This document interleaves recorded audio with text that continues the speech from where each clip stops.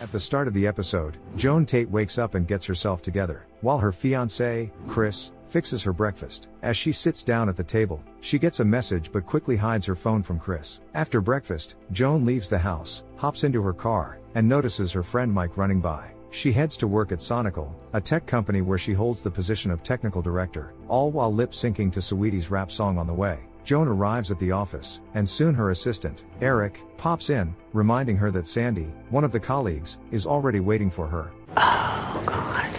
I know. Nervous Joan gathers herself and suddenly gets a message from her ex-boyfriend, Mac, who wants to meet up, but she doesn't respond. Finally, Joan meets with Sandy and informs her that she has to let her go because her work on decreasing the company's carbon emissions didn't impress the board of directors. The shaken girl tries to prove the value and necessity of her work, but Joan can't help her in any way. Sandy asks for a second chance, mentioning that she just put a down payment on a new apartment, but Joan awkwardly stays silent. Joan, please don't do this. However, Joan notices again how sorry she is and leaves the office, allowing security to escort Sandy out. Then Joan grabs an e-cigarette and goes outside to contemplate Mac's message. Suddenly, she drops the cigarette, and it falls right onto Sandy, who is leaving the building with her things. Joan panics, hiding, not wanting to talk to her ex-colleague again, but Sandy still notices her.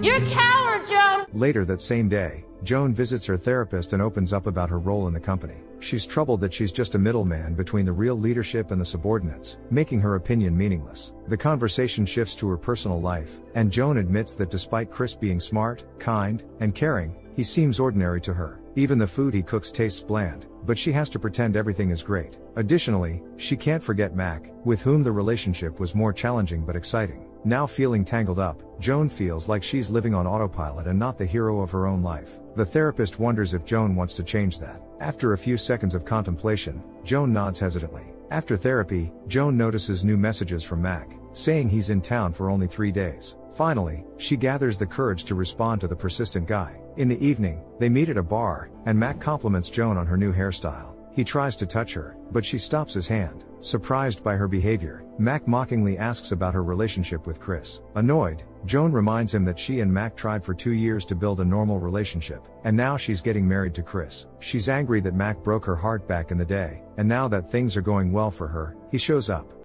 Like an unflushed turd.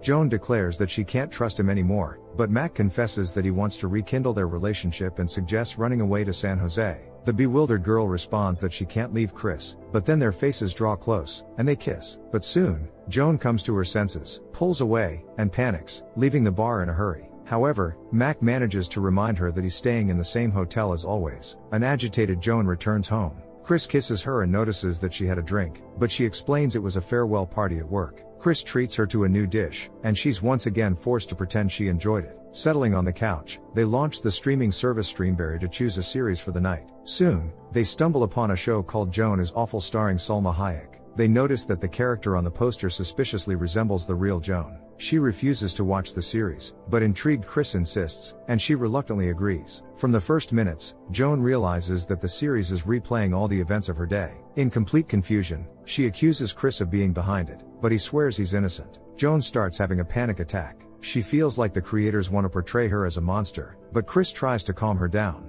This is bad. This is Okay, alright. fucking insane. Alright. Meanwhile, all of Joan's friends and acquaintances are also watching the series and emotionally discussing what's happening with their partners. Shocked, Joan learns that even her parents are watching this compromising show. Meanwhile, Chris sees on the screen Joan reading messages from Mac and can't believe his eyes. Joan starts denying everything, but then the series reaches the moment of the therapy session. Hoping to hide the truth, Joan suggests stopping the viewing, but Chris takes away the remote. She jumps off the couch and tries to turn off the TV, but Chris hears everything she said to the therapist about him and her crazy relationship with Mac. Shocked by her betrayal, Chris stands up and starts packing. Joan insists that none of this happened in reality, but Chris doesn't believe her. As he heads to the exit, passing through the living room, he sees the scene where Mac and Joan are kissing in the bar. Then the characters in the series also choose a movie for the night and come across the show Joan is Awful, but in it, Cate Blanchett plays the role of Joan. The real Joan rushes out of the house after Chris, trying to prove her innocence. Chris asks her to show her phone to check if there's any conversation with Mac. Joan hesitates to answer, then says her phone is inside, and Chris leaves. Joan returns home and sees that everything that happened a few minutes ago is already being played out in the series. Then Mac calls her, and Joan loses it.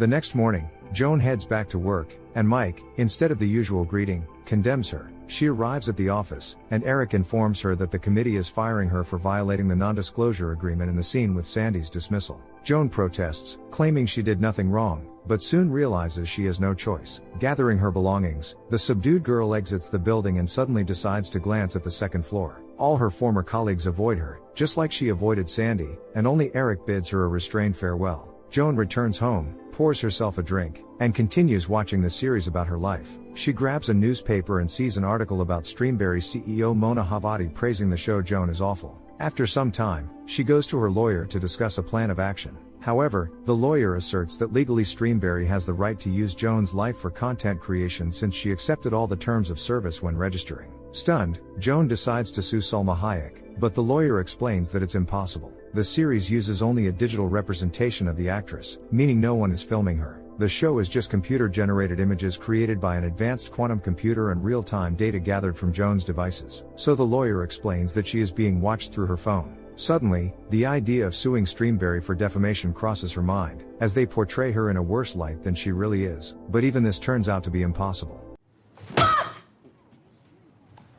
I agree.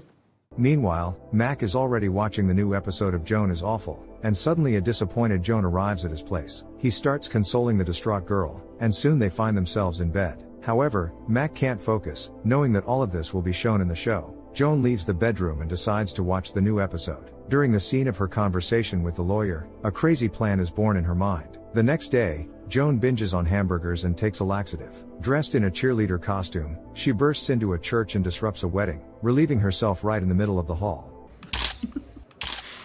Salma Hayek's gonna fucking hate this. And indeed, soon the enraged Salma Hayek goes to her lawyer and demands to sue Streamberry for outrageous deepfakes. However, he also can't do anything, as Salma signed an agreement to use her image. The outraged actress fires her lawyer and goes to Joan. Joan apologizes for her stunt in the church and explains that she wanted to draw Hayek's attention to the situation. However, the actress informs her that she is also powerless against Streamberry, and shutting down the series is impossible. Joan and Salma realize they've both been deceived and decide to break into the building where the quantum computer is located to destroy it and stop the creation of the series. Salma goes to Streamberry's main office and announces that she has a meeting with the CEO Mona Havati. While the administrator clarifies the details, the actress asks to be led to a separate restroom. Then she finds a back entrance and lets Joan in through it. The girls sneak into Mona Havati's office while she is giving an interview about new forms of entertainment created by Streamberry. The CEO introduces the innovative Quamputer, capable of endlessly generating content and creating multiple multiverses. Mona Havati reveals that shooting, processing, and editing material takes only minutes, unlike working on a regular show. The journalist asks why Joan was chosen for the series, and Mona replies that they needed an ordinary boring person to test the system. She also announces that soon there will be personalized content for each registered user, of which there are already about 800 million. System, the most relatable content imaginable. The astonished journalist asks why the word awful is used in the titles of all the projects. The director states that more life-affirming content doesn't interest the audience. The company found that focusing on the weaknesses of the characters immerses the viewer in a state of hypnotic horror and is much more effective in engaging them in what's happening on the screen. After overhearing the entire conversation, Joan and Salma finally head to the Quamputer. Meanwhile, Streamberry employees search the building for the actress. The girls break into the room where the Quamputer is located, startling the technician Beppy, who is about to have a snack. He plans to call security, but Salma threatens to break his arm if he does. Suddenly, Joan notices her image on the screens in the Joan is Awful series. She is confused because Hayek should be in her place. Beppy explains that this is the version of the series that the primary Joan is watching. Joan doesn't understand how this could happen, and Beppy reveals that she is a version of Joan played by the digital image of actress Annie Murphy. When the primary Joan in the real world watches Joan is Awful, she sees Annie Murphy instead of herself. It turns out they are currently on the first fictional level of Joan's life adaptation. You're in a show right now. I'm in a show right now? Thus, Annie Murphy granted the rights to use her image for Joan on the first level, and Salma Hayek, on the second level, where she also plays herself. Hayek objects, as she is not playing herself, she is real, but Sarah claims that it only seems so to her because they are currently in a simulated reality. The girls don't understand what Beppy is talking about, and Joan knocks him out to finally shut him up. Then Joan takes an axe and heads towards the Quamputer. However, when she reaches the machine, she starts hesitating and tries to grasp what is real and what is not. Suddenly, Mona Havati bursts into the room and warns that if she smashes the computer, she will destroy millions of people from the next levels who consider themselves real. She also declares that the reality they are currently in will disappear. Salma then tries to stop Joan, as she wants to preserve her own life. But Joan realizes that the decision to smash the computer is actually made not by her, but by the primary Joan, meaning she cannot prevent the inevitable. Joan smashes the computer, and all the characters and realities it created disappear. The primary Joan takes the place of Joan, and Annie Murphy takes the place of Salma Hayek, and then they get arrested. Some time later, in the real world, Joan visits her therapist and tells her that her life is getting back on track, and she is in a relationship again. Joan has also opened her own coffee shop and now treats her employees well. Finally, Joan feels like the main character of her life. The therapist asks how the house arrest is affecting her life, but Joan claims that she is handling all the difficulties. Then Joan goes to work, where she meets Annie Murphy, with whom they are now friends, and who is also under house arrest due to the incident at Streamberry. And how do you feel about the development of artificial intelligence capable of disrupting human life? And what would you do if you found out that your life was being turned into a TV series? Share your thoughts in the comments, hit a like button and subscribe to the channel.